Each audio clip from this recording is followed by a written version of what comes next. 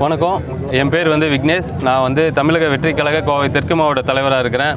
இந்த நாள் ரொம்ப எங்களுக்கு சந்தோஷமான நாள். என்னென்னா, எங்கள் கட்சி அறிவித்த நாள்லேருந்து இன்றைக்கி தான் முறைப்படி தேர்தல் ஆணையத்தால் பதிவு செய்யப்பட்ட கட்சியாக தமிழகத்துக்கு மற்றும் ஒரு கட்சியில் மாற்று கட்சியாக சாதிக்கக்கூடிய கட்சியாக இன்றைக்கி வந்திருக்கு.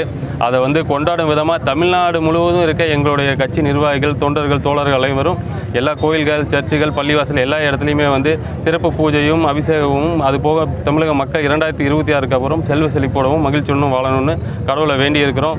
அது மட்டும் இல்லாமல் மாநாடு வரப்போகுது. அந்த மாநாட்டை எப்படி இங்கேருந்து எத்தனை பேர் போகணும், அதுக்கு நிறைய தடங்கல்கள் வருது. அதை எல்லாம் தகர்த்து கட்டாயம் எங்கள் தளபதி அறிவார். அவர் பார்க்காத தடைகளே இல்லை. அதனால் இதுக்கு அஞ்ச போகிறதும் இல்லை. எங்கள் தளபதி என்ன சொன்னாலும் செய்யறதுக்கு ஒரு பெரிய கூட்டமே நாங்களும் இருக்கோம். இந்த மாநாடு மிகப்பெரிய வெற்றி அடையிறதுக்கு இறைவனை வேண்டிக்கிறோம். திரும்பியும் மக்கள் பணியாற்ற நாங்கள் கடும் முயற்சியோடு இருப்போங்கிறத இந்த நேரத்தில் தெரிவிச்சுக்கிறோம்.